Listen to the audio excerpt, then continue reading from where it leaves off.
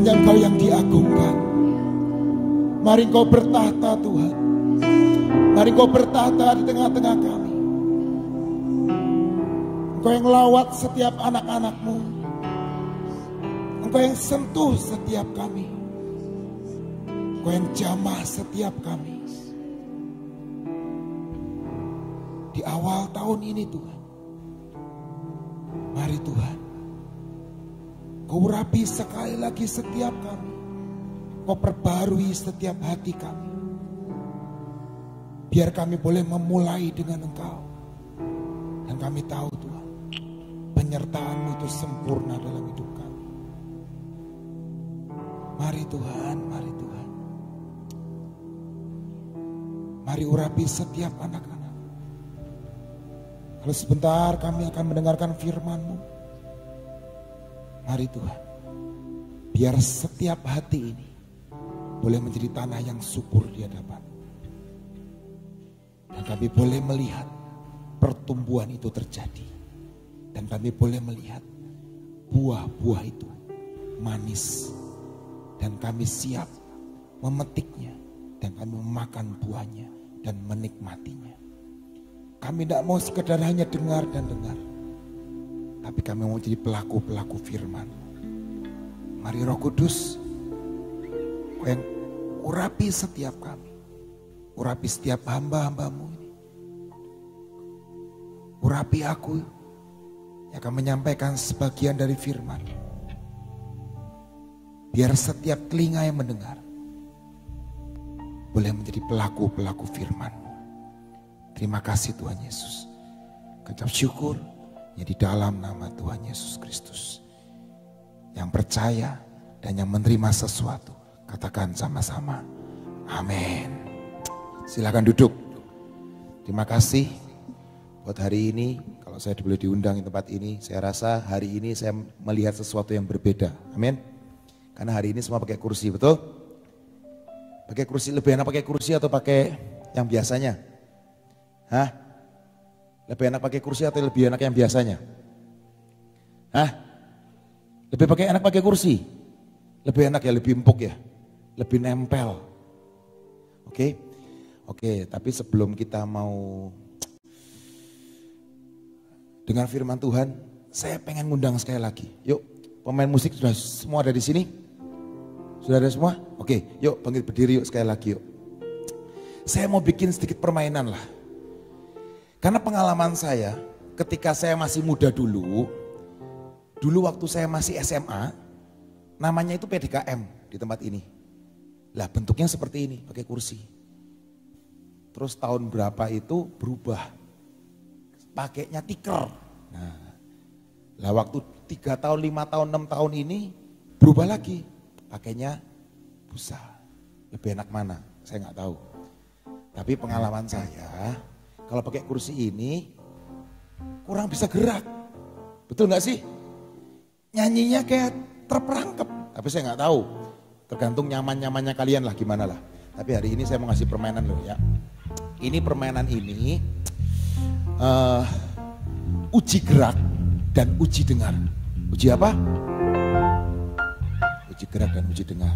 Maupun mulut kalian pakai masker semuanya, itu gak digunain sih. Tapi yang digunain uji gerak dan uji dengar. Dan juga ditambah satu lagi, uji penglihatan. Ngomong kanan kirinya, penglihatan. Coba lihat kanan kirinya, matanya coba. Mata kanan kirinya dilihat. Oh ya, matanya berbinar-binar. Oke, ya, nggak usah kasih tos lah. Nggak boleh katanya pas pandemi. Tapi saya percaya hari ini semua kalian sehat. Amin.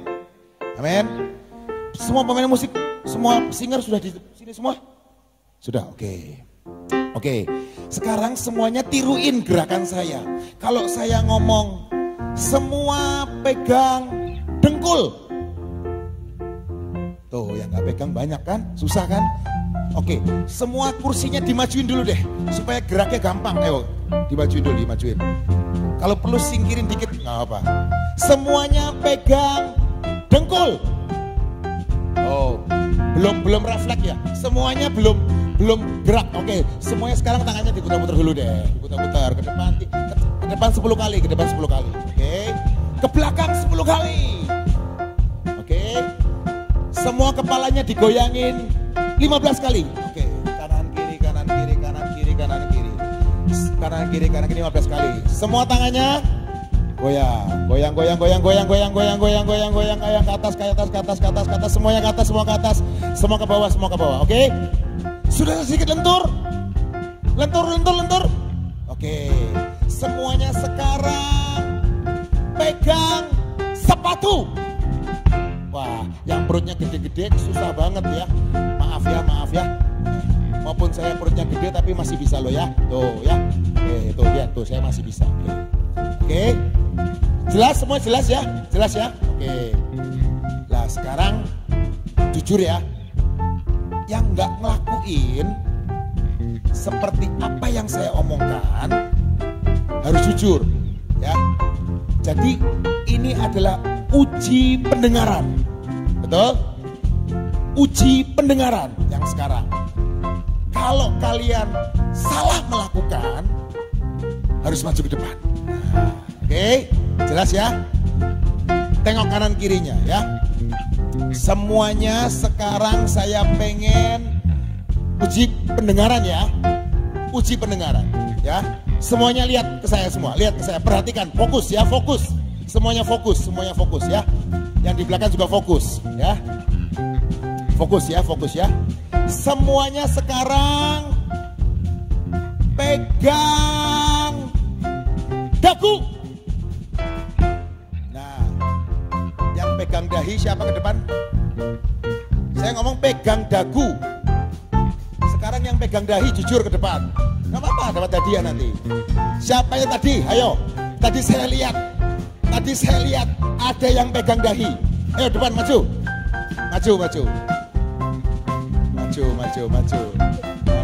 Oke, jujur. Sini, maju. Gak apa. Oke. Ya, ada 3 orang. Semuanya boleh, tangannya udah ada, boleh lepas. Semua santai dulu, semua santai.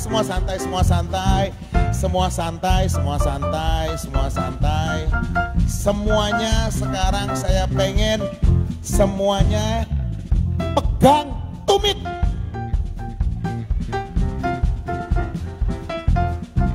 Nah, yang nggak pegang tumitnya maju, tolong maju. Yang nggak pegang tumit maju. Ayo jujur aja. Ayo, yang nggak pegang tumit siapa? Ayo maju. Nggak ada? Wah, nggak jujur. Ini di rumah Tuhan loh ya. Masa nggak jujur so ya? Ayo boleh maju Kak. Ya sini maju. Oke. Semuanya boleh berdiri. Oke, sekarang yang gampang ya. Semua perhatikan saya ya. Oh ya, oke. Kamu kalau pegang foto terus juga maju. Oke. Perhatikan saya, perhatikan ya, perhatikan. Konsentrasi, uji pendengaran kalian. Semua fokus, mata semua fokus ke saya. Semua fokus. Uji pendengaran kalian. Oke. Sekarang fokus semua, fokus ya. Fokus. Sekarang saya pengen semuanya tangannya itu pegang telinga.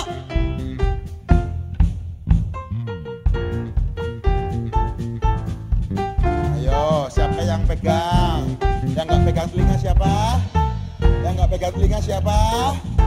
Oke. Yang nggak pegang telinga, oke, baik, bagus. Oh, Chris nggak pegang telinga.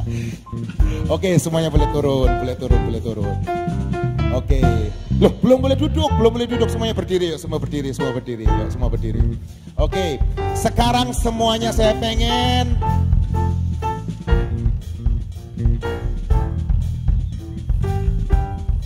pegang rambutmu. Oke, bagus. Sekarang semua pegang kakimu. Sekarang semua pegang perutmu. Sekarang semua pegang telingamu. Sekarang semuanya pegang tanganmu. Sekarang semuanya pegang dengkulmu.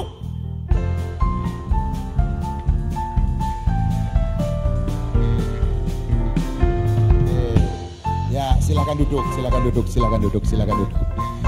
Yang di depan ini coba sini sebentar. Oke. Udah kenal semuanya yang di depan ini? Udah kenal semua belum? Wah, ini yang di depan-depan tadi ini. Capek ya, kasihan capek ya. Jadi kurang konsentrasi mungkin ya. Oke, sekarang kalian saya kasih hukuman duduk di depan. Dah, cukup itu aja. Bukan hukuman, hanya duduk di depan saja. Oke, terima kasih, terima kasih. Duduk di depan sini ya, penuhi baris-baris depan. Ambil Alkitabnya boleh Kak, boleh ambil Alkitabnya dan penuhi di depan. Oke, permainannya sederhana saudara, betul. Tetapi ternyata saya tahu banyak yang gak jujur lah. Ternyata pendengaran kita itu kalah sama yang namanya apa? Penglihatan kita. Dan kadang-kadang penglihatan kita itu menipu, iya gak sih? Seringkali kita ngelihat dengan mata kita, tapi ternyata kita kurang dengar-dengaran apa kata Tuhan. Dan itu yang membuat kadang-kadang Tuhan sedih dalam hidup kita. Karena kita ngelihat dan ngelihat dan lihat. Dan pada akhirnya kita melakukan apa yang kita lihat. Saya punya 2 orang anak. Dan yang lucunya, maupun saya ngomong, banyak saya ngomong. Tapi yang mereka lakukan bukan apa yang saya omongkan, yang mereka dengarkan. Tapi ternyata apa yang dilihat itu yang mereka ikutin.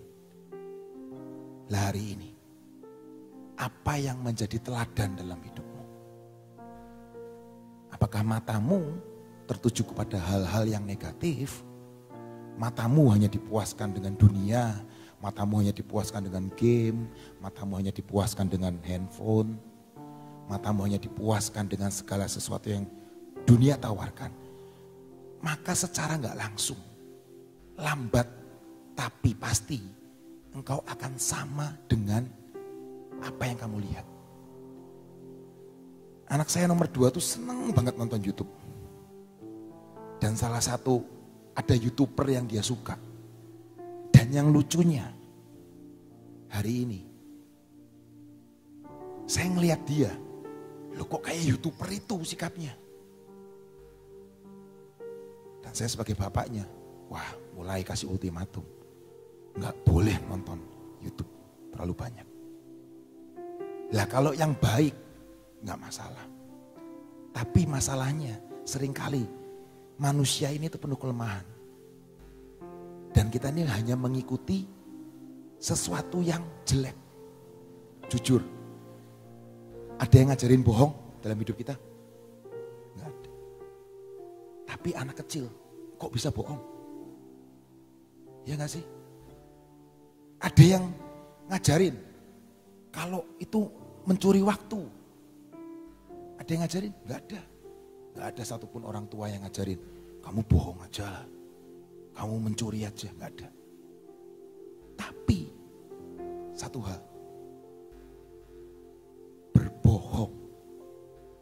berbohong sama orang tua, berbohong sama guru, berbohong sama diri sendiri. Hati-hati saudara, hati-hati teman-teman. Hari-hari ini kita harus fokus sama apa yang Tuhan, firman Tuhan katakan. Karena masalahnya Tuhan yang kita sembah, seringkali kita nggak bisa lihat. Yang kita bisa lihat itu siapa? Ya pendeta, kakak rohani, teman, itu yang kita lihat. Dan ternyata penglihatan kita ini sangat rentang. Penglihatan kita ini sangat bisa dikabulkan sama dunia ini. Kayak tadi permainan tadi simpel. Itu permainan waktu kita ke pulau-pulau pelayanan seperti itulah. Tapi satu hal, ternyata pendengaran kita itu bisa dikalahkan dengan penglihatan kita. Makanya Tuhan ngomong, mata ini adalah pelita tubuh. Kalau matamu baik, hidupmu akan baik. Tapi kalau matamu itu jahat, betapa ngerinya kehidupan ini. Itu firman Tuhan berkata seperti itu. Makanya hati-hati dengan mata ini. Makanya Tuhan ngomong, kasih dua mata. Supaya kita bisa cek dan dicek. Tuhan kasih dua telinga. Supaya bisa cek dan dicek.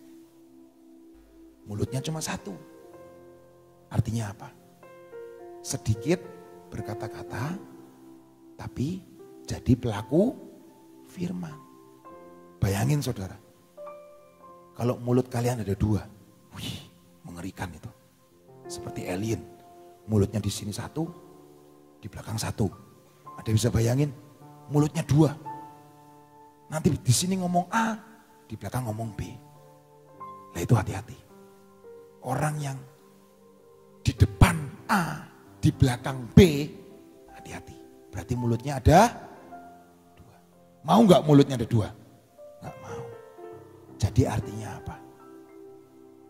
Setiap perkataan kita harus selaras dengan perbuatan kita. Amin.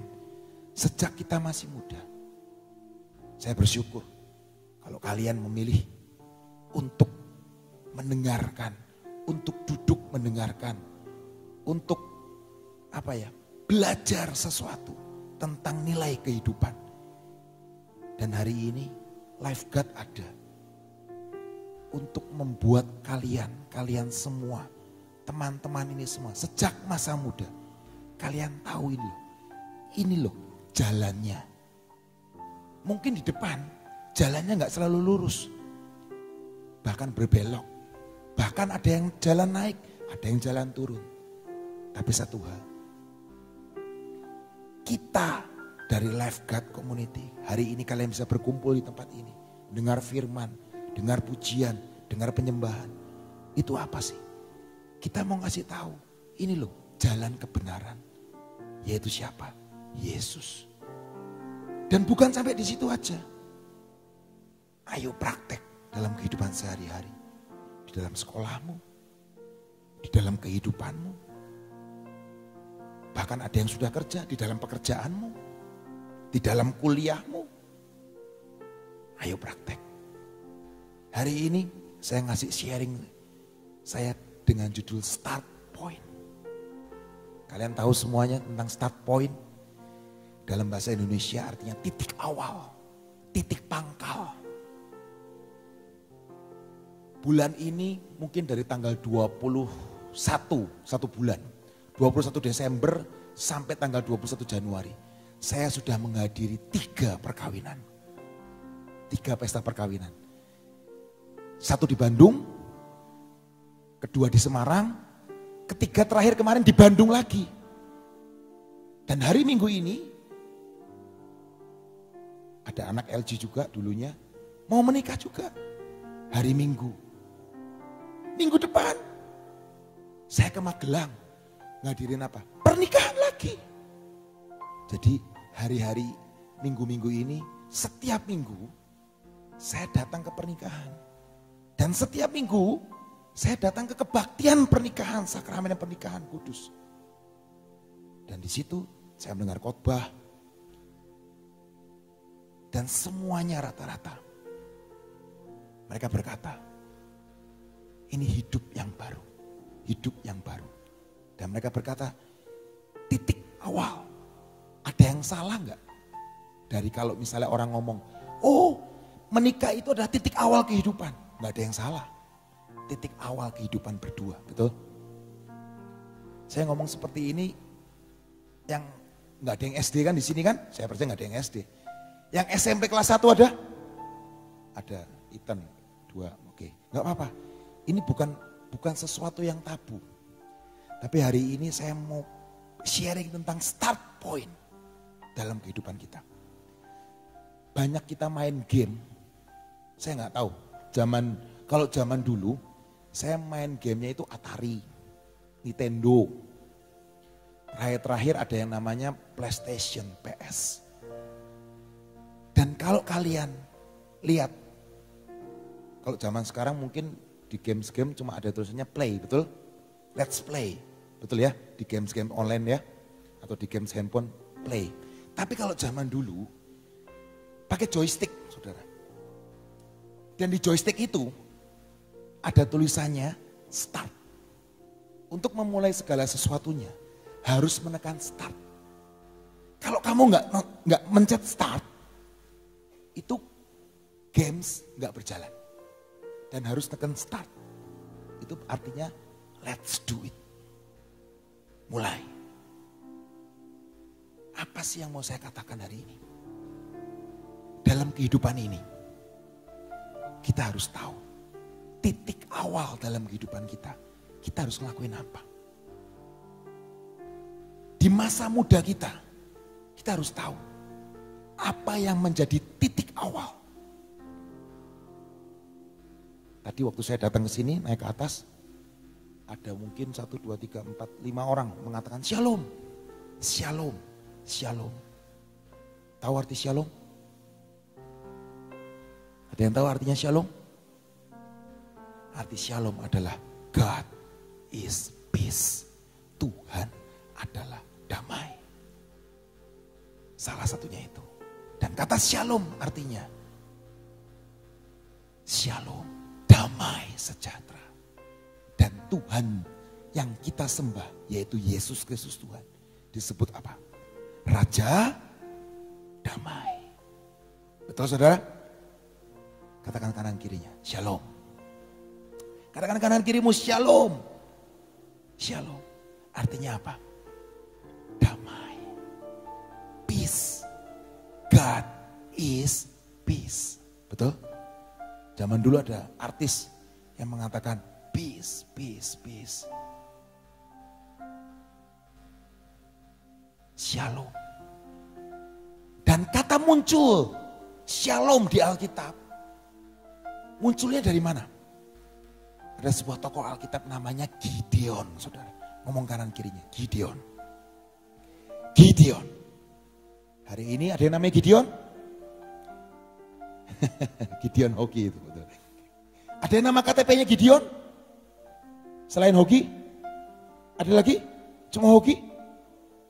Hah? Ada teman-teman yang namanya Gideon? Enggak ada? Oke. Gideon. Kita mau baca. Hakim-Hakim 6 ayat 1 sampai 6. Saya mau memberi latar belakang buat saudara-saudara, buat teman-teman dulu. Hakim-Hakim 6 ayat 1 sampai 6. Tetapi orang Israel melakukan apa yang jahat di mata Tuhan. Sebab itu Tuhan menyerahkan mereka ke dalam tangan orang Midian 7 tahun lamanya. Dan selama itu orang Midian berkuasa atas orang Israel.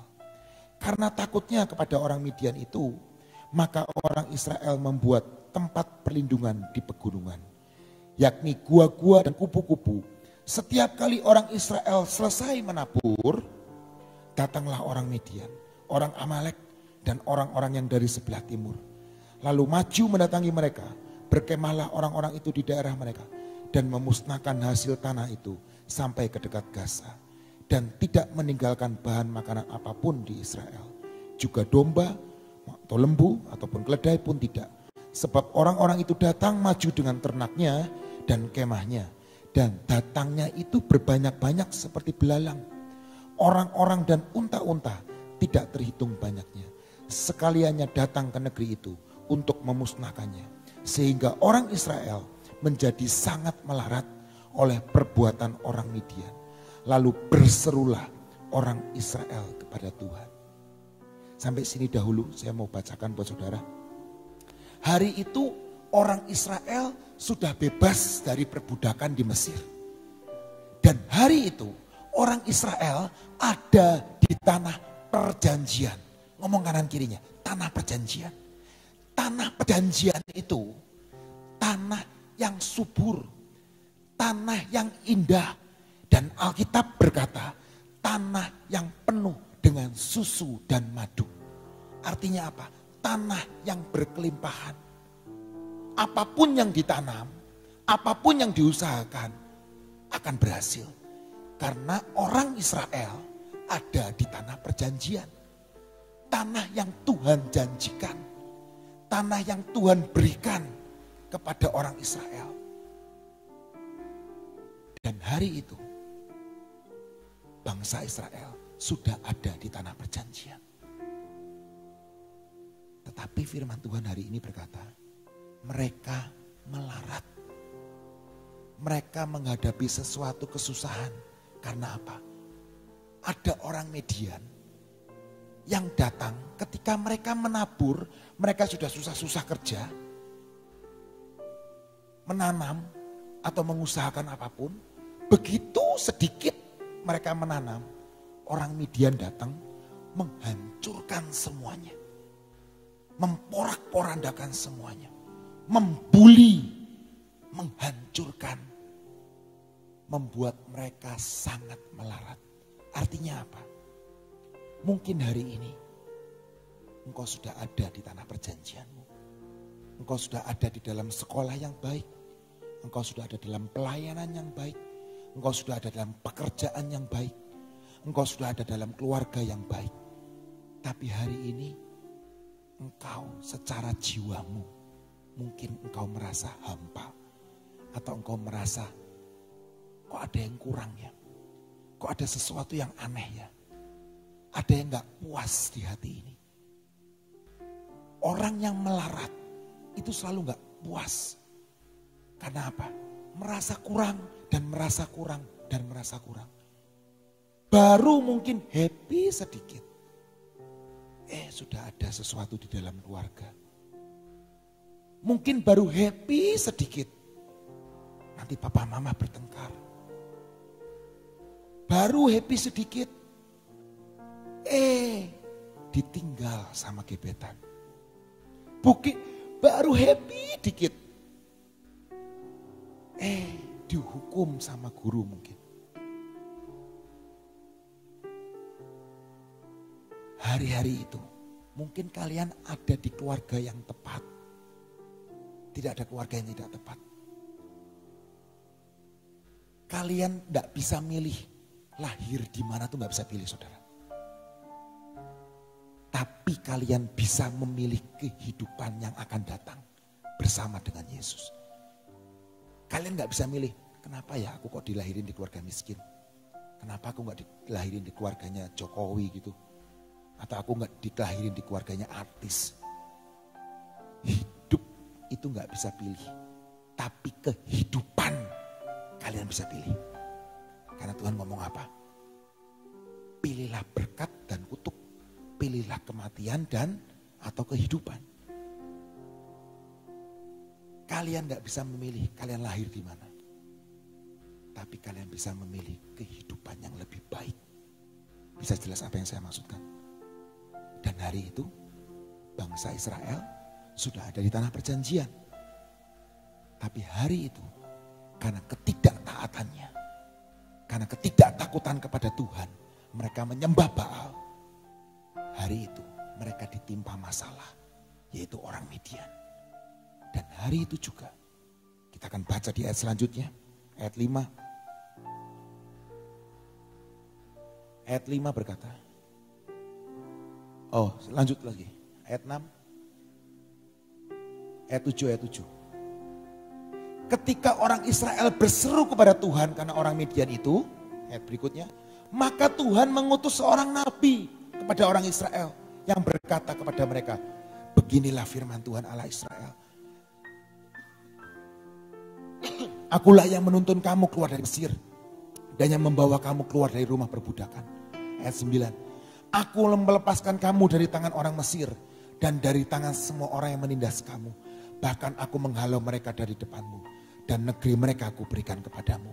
Ayat 10. Dan aku telah berfirman kepadamu, akulah Tuhan Allahmu, maka janganlah kamu menyembah Allah orang Amori yang negerinya kamu diami ini. Tetapi kamu tidak mendengarkan firmanku ini. Kalian bisa dengar firman ini. Ayat berikutnya yang 11. Kemudian datanglah malaikat Tuhan dan duduk di bawah pohon terbantin di Ofra kepunyaan Yoas, orang Abiezer itu. Sedang Gideon, anaknya, mengirik gandum dalam tempat pemerasan anggur agar tersembunyi bagi orang Midian. Orang yang memeras, orang yang lagi mengirik gandum itu biasanya ada di tanah lapang, di lapangan saudara.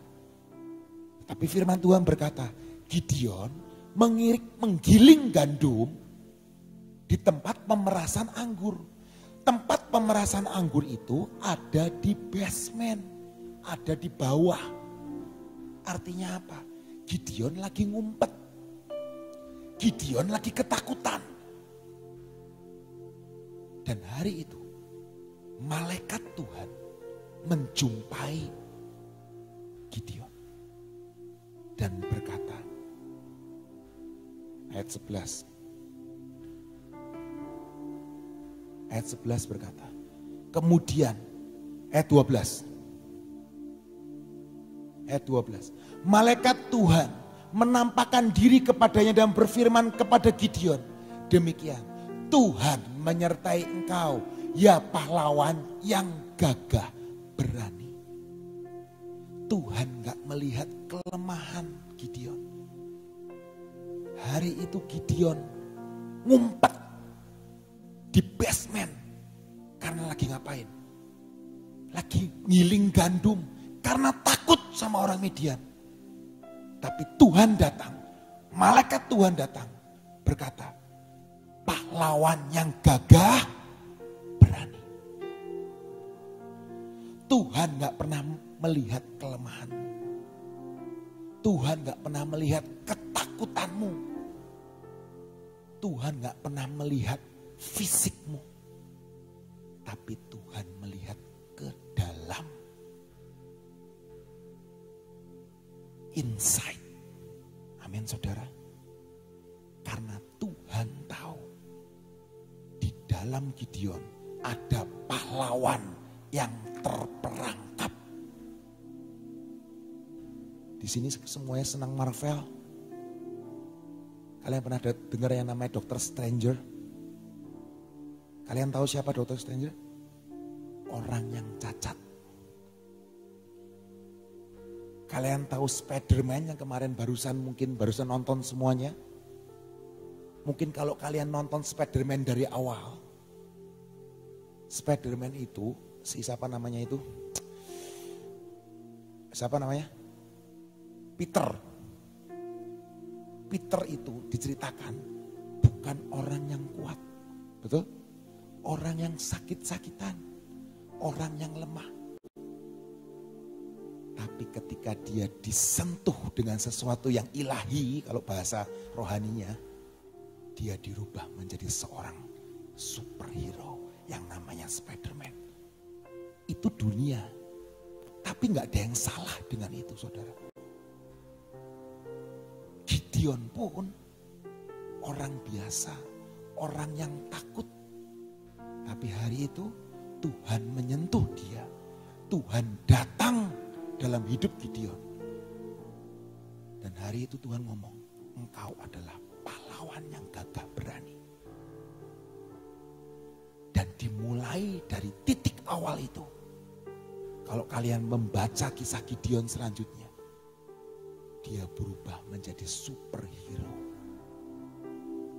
Hari ini saya gak ngerti berapa banyak pahlawan yang terperangkap dalam hidupmu. Saya gak bisa lihat.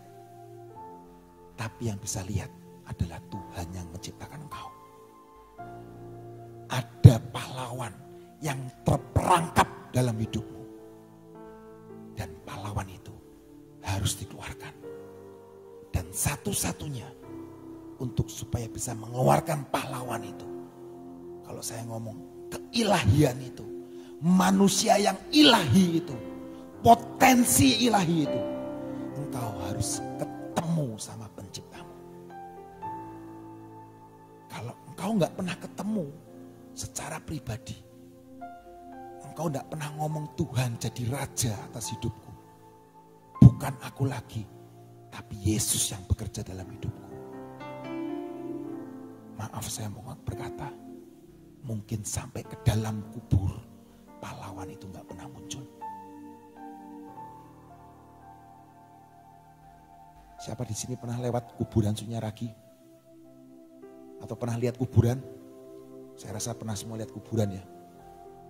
Saya mau ngomong, kuburan itu tempat yang paling bukan paling ngeri lah, paling kaya lah. Kenapa saya ngomong paling kaya?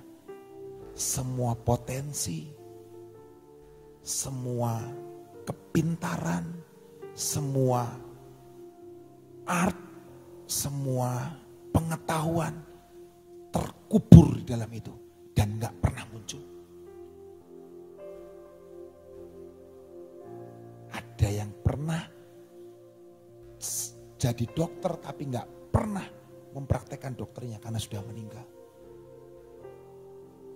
Ada yang punya kepintaran, mungkin ada potensi yang terkubur di sana. Dan hari ini saya mau ngomong, jangan sampai ke liang kubur semua potensimu itu. Tapi potensimu itu harus dikeluarkan. Engkau bersama dengan Yesus, ketemu Tuhan, dan saya percaya pahlawan yang ada dalam hidupmu itu akan keluar. Saya teruskan pembacaan. Hari itu Gideon berkata, Tuhan memberitahu, hai pahlawan yang gagah berani. Ayat 12. Tadi berkata seperti itu. Dan ayat selanjutnya berkata seperti ini. Ayat 13. Jawab Gideon kepadanya, ah Tuanku, jika Tuhan menyertai kami, mengapa semuanya ini menikah kami? Seringkali kita komplain sama Tuhan. Tuhan, kalau memang aku ini pahlawan, kalau emang ini aku ini manusia yang ilahi, ada potensi ilahi dalam hidupku, kenapa ini terjadi buat keluargaku? Kenapa terjadi buat hidupku? Ternyata kenapa terjadi buat sekolahku? Kenapa terjadi buat kehidupanku? Seringkali kita komplain sama Tuhan. Di mana segala perbuatan-perbuatanmu yang ajaib yang diceritakan oleh nenek moyang kami kepada kami ketika mereka berkata, bukankah Tuhan telah menuntun kita keluar dari Mesir? Tetapi sekarang Tuhan membuang kami dan menyerahkan kami dalam cengkraman orang Midian. Kalian tahu ayat 13 dan berkata, ayat 13 ini mengatakan apa? Gideon lagi dalam kebingungan. Hari ini kalau engkau bingung, hari ini mungkin ini jawaban buat hidup kalian. Kalian bingung masa depan kalian. Kalian bingung apa yang harus dilakukan. Hari ini saya mau kasih tahu start point, titik awal. Ayat selanjutnya berkata, ayat 14, lalu berpanglinglah Tuhan kepadanya dan berfirman. Tuhan gak jawab, tapi Tuhan kasih tahu yang lain. Pergilah dengan kekuatanmu ini dan selamatkanlah orang Israel dari cengkraman orang Midian. Bukankah aku mengutus engkau? Tetapi jawabnya, masih jawab lagi, ah Tuanku, dengan apakah akan kuselamatkan orang Israel? Ketahuilah bahwa kaumku adalah yang paling kecil di antara suku Manasye, dan aku pun seorang yang paling muda di antara kaum keluargaku. Dan hari itu juga ayat ini berkata, Gideon orang yang ketakutan, orang yang tidak percaya, dan yang ketiga Gideon orang yang rendah diri. Dia krisis identitas, saudara. Dia berkata, aku ini kecil. Kalau aku kuat, benerlah aku ini pahlawan. Aku ini paling kecil, paling muda. Dan sukuku aja ini minoritas. Aku ini minoritas. Aku bukan mayoritas. Mana bisa aku jadi pahlawan? Lihat firman Tuhan. Gideon mengalami yang namanya krisis. Ayat selanjutnya berkata, Ayat 16. Ayat 16 berkata seperti ini. Berfirmanlah Tuhan kepadanya lagi. Tetapi akulah yang menyertai engkau. Sebab itu engkau akan memukul kalah orang Midian sampai habis. Ayat selanjutnya. Maka jawabnya kepadanya. Jikalau sekiranya aku mendapat kasih karunia di matamu. Maka berikanlah kepadaku tanda bahwa engkau sendirilah yang berfirman kepadaku. Yang pertama, tadi kita sudah nyanyi. Your presence, Lord. Kehadiran Tuhan. Penyertaan Tuhan. Itu yang membuat engkau menjadi besar. Amin. Dan hari ini, mungkin kau berkata, gak mungkin aku pahlawan Tuhan. Gak mungkin aku bisa Tuhan. Aku orang yang takut, aku orang yang tidak percaya. Bahkan aku punya identitas diri yang salah. Tapi hari ini Tuhan ngomong, firman Tuhan berkata, Tuhan yang akan menyertai kamu dan saya sampai kesudahannya. Amin. Makanya setiap hari kita harus berkata sama Tuhan, Tuhan Yesus, sertai langkah-langkahku, tuntun langkah-langkahku, supaya aku bisa menemukan yang namanya pahlawan di dalam hidupku ini. Amin saudara. Masalah identitas diri, ini sangat penting saudara. Tuhan ngomong apa? Kasihlah sesamamu manusia seperti dirimu sendiri. Artinya apa saudara? Kita harus mengasihi orang lain seperti kita mengasihi diri kita sendiri. Betul? Tapi permasalahannya, pertanyaannya adalah, apakah engkau mengasihi dirimu sendiri? Saya nggak ngomong untuk selfish ya saudara. Bukan untuk, wah, aduh, bukan gitu. Tapi apakah engkau bisa menerima dirimu sendiri apa adanya?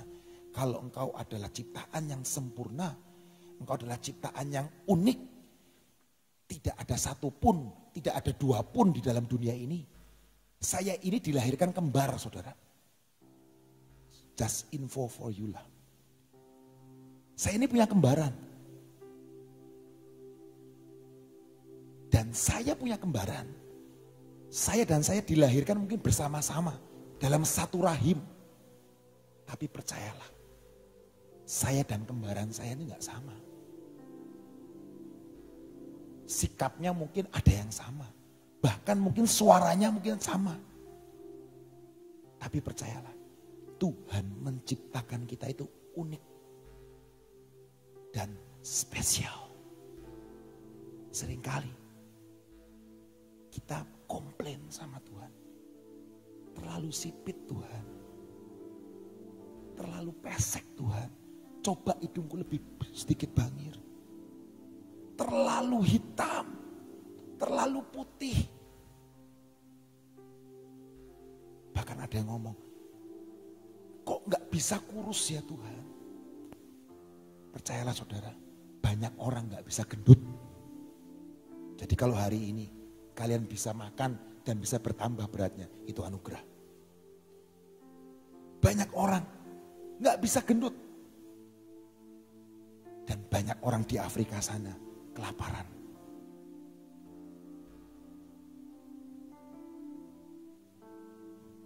Masalah identitas ya saudara ya. Kita harus mengawali dengan sesuatu yang kuat. Ketika kita gak ngawali dengan sesuatu yang kuat, mungkin kita sering kali berkata, ayo baca Alkitab, ayo apa. Itu gak ada salahnya, itu benar baik. Tapi permasalahannya jangan-jangan identitas diri kita ini gak pernah pulih. Karena kita selalu gak terima. Kenapa aku dilahirkan seperti ini? Kenapa aku seperti ini? Coba rambutku lurus. Coba rambutku lebih keriting. Dan kita selalu komplain. Dan selalu kita ngomong sama Tuhan. Aduh Tuhan gini. Coba terima dirimu apa adanya. Engkau adalah masterpiece di hadapan Tuhan. Amin. Buka di Kejadian 8 ayat 28. Sebelum saya lanjutkan. Kejadian 2 ayat 18.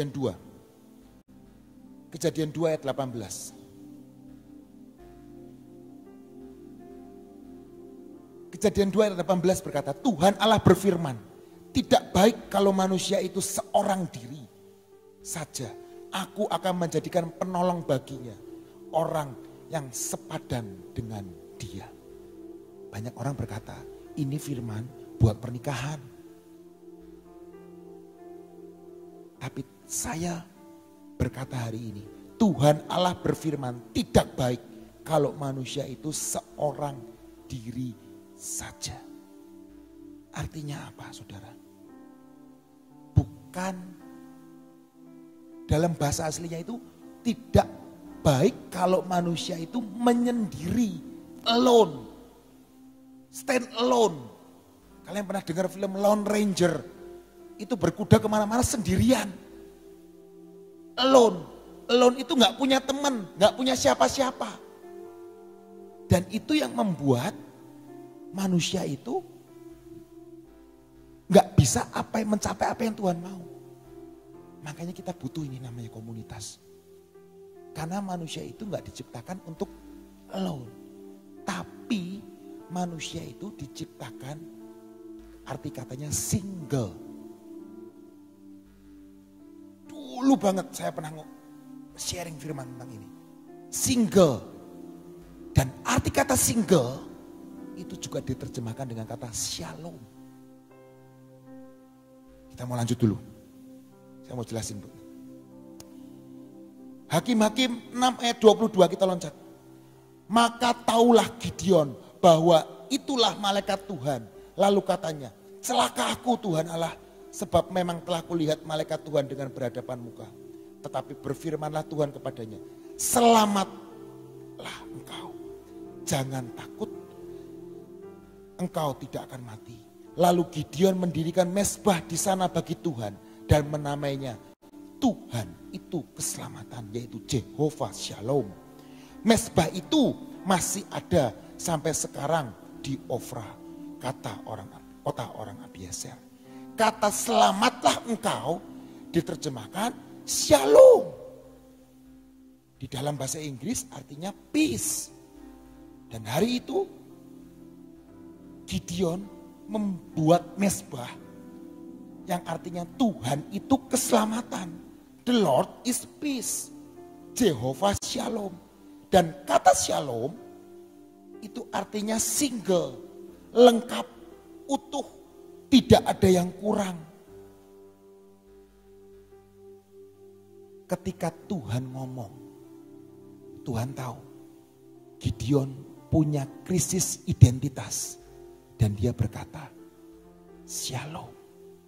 Artinya Tuhan ngomong apa? Engkau tidak kekurangan apapun. Engkau tidak perlu takut. Engkau utuh. Engkau single. Bukan alone. Karena Tuhan beserta dengan engkau. Dan hari-hari ini saudara,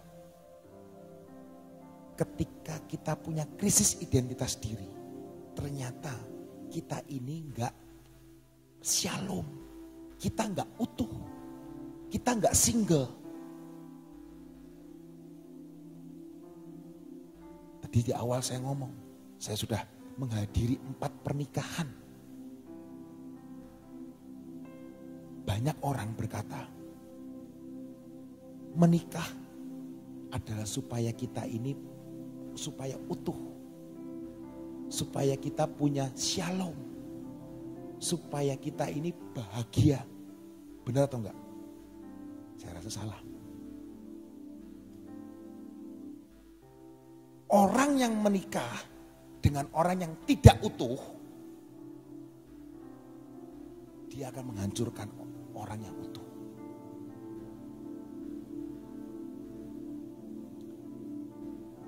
Siapa di sini suka ngocok telur, omelet? Ada yang pernah buat omelet? Omelet itu biasanya terdiri dari lebih dari 1 buah telur. Kalian pernah lihat atau pernah mencium bau telur busuk? Satu buah telur yang tidak busuk dibikin omelet itu akan sangat enak. Tapi kalau telur itu dicampur 4 telur tidak busuk dicampur 1 telur busuk, coba buat omelet, rasanya enak gak? Karena yang busuk itu akan sangat kuat menghancurkan rasa. Artinya apa? Ketika engkau menikah, di sini semua pengen menikah semua? Ada nggak pengen menikah? Boleh angkat tangan? Yang pengen menikah coba angkat tangan. Yang sudah menikah jangan angkat tangan lagi. Yang mau menikah angkat tangan coba. Yang mau menikah aja. Yang nggak mau menikah nggak usah angkat tangan. Saya doain nggak akan nikah. Nah, yang mau menikah angkat tangan. Yang nggak mau nikah nggak apa-apa. Saya doain nggak akan nikah. Semua pengen nikah? Kalau pengen nikah, cari orang yang utuh. Cari orang yang punya shalom. Cari orang yang single. Kenapa orang yang utuh? Orang yang shalom.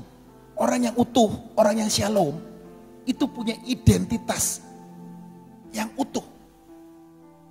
Seringkali orang yang tidak utuh mencari orang yang utuh. Dan pada akhirnya pernikahan mereka menjadi apa? Tidak utuh. Adam ketika dia dapat Hawa, dia nggak lagi cari-cari cewek loh. Adam itu lagi mengusahakan dan memelihara Taman Eden. Lagi namain semua binatang-binatang. Alkitab ngomong itu. Dan hari itu Tuhan sendiri yang ngomong. Tidak baik kalau seorang manusia itu sendirian, alone. Maka aku akan memberikan seorang yang menjadi penolong. Ngomong kanan kirinya, penolong. Jadi Adam gak sibuk cari cewek. Atau cari, aduh ada gak ya monyet yang lumayan cantik ya? Gak ada ya? Enggak. Atau dia lagi nyari, aduh ada gak ya gajah yang hidungnya lebih panjang lagi? Enggak. Dia gak sibuk cari cewek. Tapi Adam sibuk mengerjakan apa yang bapaknya Tuhan kerjakan. Ingin dia kerjakan. Dan hari itu Tuhan yang nyediain sendiri buat Adam. Seorang yang utuh yang namanya Hawa, Eve. Bahasa Indonesianya udara. Hawa itu udara. Ini loh Hawa. Eve. Makanya ada masker yang namanya Evo, betul kan? Ya. Orang yang utuh harus ketemu sama yang utuh. Artinya utuh itu gimana sih saudara? Orang yang punya shalom. Orang yang punya shalom Tuhan, utuh. Itu seperti air ini saudara. Penuh. Penuh. Orang yang penuh. Seorang pria penuh. Ketemu sama wanita penuh. Maka saya jamin pernikahannya akan bahagia.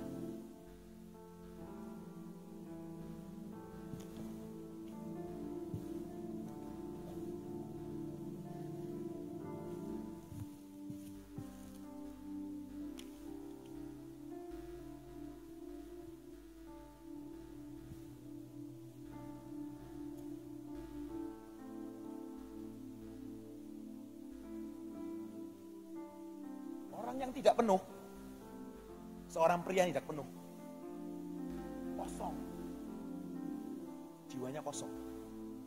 Lihat saudara kosong, dia lagi cari cewek, lagi cari pasangan hidup di gereja.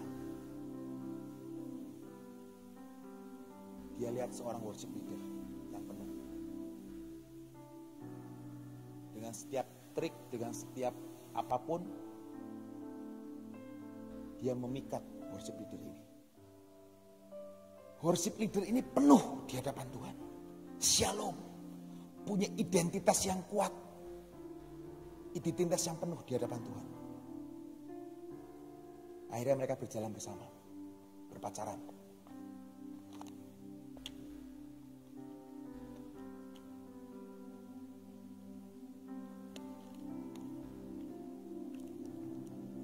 Sekali waktu, mereka akhirnya menikah. Dan mereka berkata, mereka akan saling mengisi kehidupan. Karena dia berkata, aku cuma mau cari anak Tuhan yang benar-benar supaya bisa mengisi kekosongan hidupku. Dan akhirnya dia penuh. Penuh gak saudara? Apa yang terjadi di sini? Apa yang terjadi di sini? Kosong. Ketika ini kosong,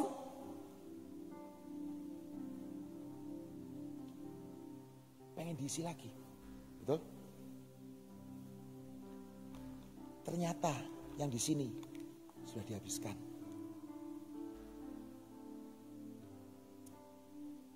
Dia memuaskan dirinya sendiri. Dan akhirnya dia kosong lagi. Dia minta lagi. Kamu gak merhatiin gua sih? Kok lu tadi gak WA gua sih? Kok tadi lu gak ngerti perubahan? Gua ini lagi habis potong rambut, tahu gak sih? Masa lu gak tahu? Nih gua habis ngecat rambut nih. Masa lu gak tahu sih? Oke, gua tahu. Dia penuhi lagi. Dan akhirnya apa? Kosong dan kosong. Dan mereka saling menyakiti satu sama lain. Menyakiti dan menyakiti dan menyakiti. Dan pada akhirnya kehidupan mereka, dua-duanya akan kosong. Saudara, yang bisa membuat engkau terisi penuh kembali, siapa? Siapa? Kebaktian? Teman hidup, pacar cantik, pacar kaya, mobil, HP baru, iPhone terbaru, Android terbaru, bisa memenuhkan hidupmu? Tidak bisa. Hanya shalom Tuhan, damainya Tuhan, sentuhan Tuhan yang membuat engkau bisa penuh. Gideon orang yang sudah dihabisi. Bahkan dia kerja di dalam basement. Ketakutan luar biasa. Melarat. Tapi hari itu Tuhan baik. Dia ngomong, hai pahlawan yang gagah berani. Dan hari itu dia penuh kembali. Kalau saudara, teman-teman lihat kisah selanjutnya. Dia berhasil mengalahkan orang Midian. Dengan 300 orang. Hari ini, biarlah shalom Tuhan, penyertaan Tuhan, itu ada dalam hidupmu. Jangan engkau cari, mungkin engkau berkata, nanti kalau aku dapat pacar kaya, dapat suami kaya, nanti hidupku akan full. Percayalah. Tidak akan full, saudara. Kehidupanmu akan tetap kering. Tapi kalau mau ketemu Tuhan, ketemu penciptamu itu, hidupmu gak akan kering. Shalom Tuhan, di tengah badai sekalipun. Saudara pernah lihat kisah Tuhan? Ketika dia ada di kapal, lagi badai. Apa yang Tuhan kerjain? Tidur saudara. Sampai murid-muridnya ngomong, Tuhan kamu tuh gak perhatiin kita ya. Kamu kok sampai tidur? Karena murid-muridnya gak tahu. Yang tidur ini raja damai. Jadi mau kacau kayak apa di dalam dunia. Tapi kalau ada damai di sini. Semuanya akan terjadi kemenangan di situ. Sedikit lagi. tentang identitas saudara. Jadi hari ini, kalau mau cari pacar, atau cari, saya ngomong jangan cari pacar lah. Cari jodoh yang dari Tuhan. Percayalah, Tuhan sudah sediakan. Tapi yang penting, kamu itu harus mengerjakan apa yang Tuhan mau dulu. Kalau kamu mengerjakan, menyukakan hati Tuhan, seperti Adam, gak harus cari-cari. Aduh cari mana ya Hawa ya, mana ya cewek gua ya, mana ya cowok gua ya. Percayalah, Tuhan akan menuntun engkau sampai ketemu. Adam itu ketemu Hawa pas lagi ngapain? Lagi ngapain? Nyediain tidur. Saudara. Tidur pun disediain jodoh, apa nggak enak? Jadi bukannya abis ini, wah ini kalau besok saya rebahan terus aja kok, tidur terus aja. Nggak usah sekolah, nggak usah kerja, tidur terus aja. Enggak gitu saudara. Artinya apa? Berserah. Mungkin kok bom-bom, kok hoki, orang-orang yang dulu ikut di PDKM sudah pernah dengar. Saya minta meja itu dong, Bom. Meja itu.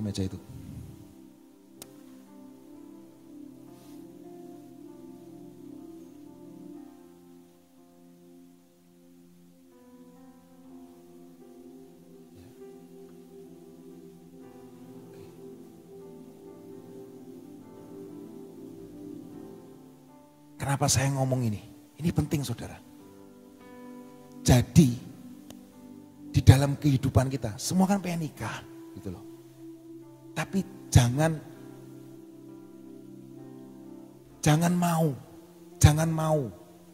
mau kalian ini cuma aduh apa adanya lah. Oke, terima kasih. Adam itu single, jadi saya ngomong, betul? Adam itu single.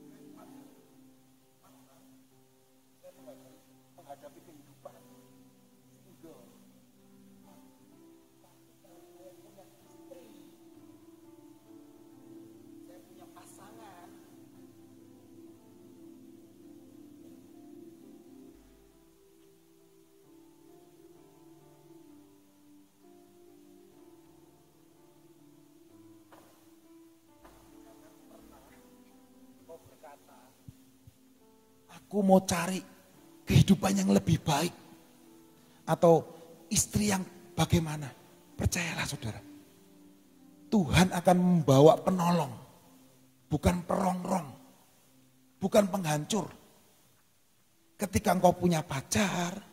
Atau engkau punya pasangan. Engkau membuat engkau jauh dari Tuhan. Membuat engkau gak pernah datang lagi ke persekutuan. Gak pernah datang ke gereja, kok gak pernah datang ke LG lagi. Yang dulunya baca Alkitab bisa 10 pasal. Yang dulunya rajin berdoa.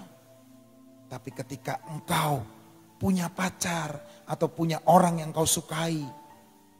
Kerjamu hanya ada di depan WA. Kerjamu hanya telepon. Kerjamu hanya menanyai dia sudah pulang. Gimana, sudah makan belum? Sudah mandi atau belum? Nanti ditambah lagi, kok lu gak SMS gua sih? Kok lu gak WA gua sih? Tadi kok lu jutek sama gua sih di gereja? Kok lu begini sih, gini? Saya mau ngomong, itu mengeringkan hidupmu. Bukan menolong hidupmu, tapi mengeringkan hidupmu. Kok bisa, kok tahu? Lah saya punya pengalaman. Pacar yang seperti itu mengeringkan tulang. Engkau gak bisa maksimal. Engkau gak bisa mengeluarkan potensi dalam hidupmu. Kerjamu hanya ngecek dia udah mandi atau belum. Dia makan apa hari ini. Dia pakai pakaian apa hari ini. Dia lagi ngapain. Sama siapa. Ngapain aja. Pertanyaannya cuma itu doang. Dan itu saya ngomong, itu mengeringkan jiwamu dan mengeringkan hidupmu. Tapi ketika engkau punya pasangan yang bisa selaras membawa bareng, itu akan lebih enak hidupmu. Bisa ngerti saudara? Makanya cari pasangan yang punya shalom. Amin. Ngomong kanan kirinya. Shalom. Shalom. Shalom. Hari ini saya akan melihat pahlawan-pahlawan. Amin. Karena engkau punya shalom.